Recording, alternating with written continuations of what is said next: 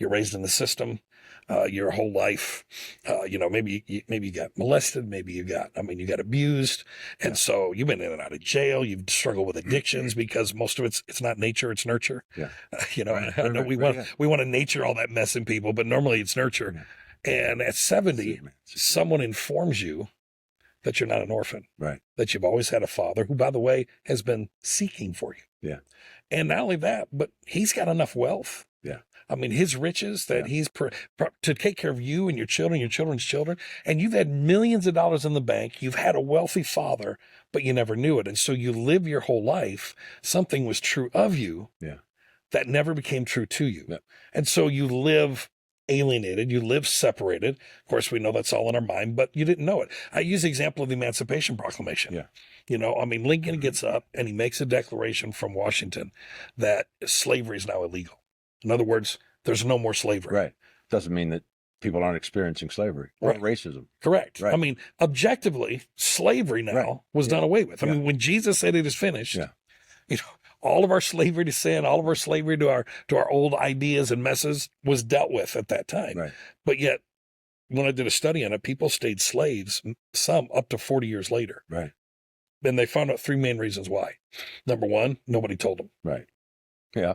I mean, so they got to know. They stayed a slave because nobody knew that they were no longer a slave. Right. The second one is the masters that were over the slaves kept them from hearing. God of this world has blinded the minds of men. Right. Okay. Whoever you think that is or what that is. I believe it's the law of the devil. I mean, whatever.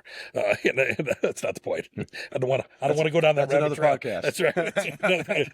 And, but then the third one was the slaves had been slaves so long, they heard the good news. Yeah. Through their lens. But they couldn't believe it. Yeah. Because all they knew was slavery. And so they stayed slaves. I mean, to me, probably one of the most powerful verses in the New Testament or passages is, when Peter's up on the rooftop and God opens up. I mean, we're North Carolina, so it was North Carolina barbecue. I mean, when I'm in Texas, I'd say it was Texas barbecue. That's right. But he rolls out some North Carolina. We're on rethinking God with tacos. So tacos. Or some good barbacoa. Yeah, barbacoa. He just brought out some good barbecue and rolled it out of the sky. And Peter's like, man, I've never eaten that stuff. And God said, well, listen, don't call anything unclean that I've made clean. Yeah. But then Peter interprets that later on in the same passage when he's invited to Cornelius' house, that he's to call no man unclean. Come on. Don't call any human I mean, the significance of that verse, I mean, if people would actually meditate on it a little bit, I mean, literally Peter said, God told me not to call any human unclean. So, but then the struggle is this, but have you met my neighbor? Yeah. I mean, my neighbor's the most unclean dude on the planet. I mean, he acts crazy, he looks crazy. So, God, and it's always that neighbor. If he met my neighbor, it's true. Man. Never meet.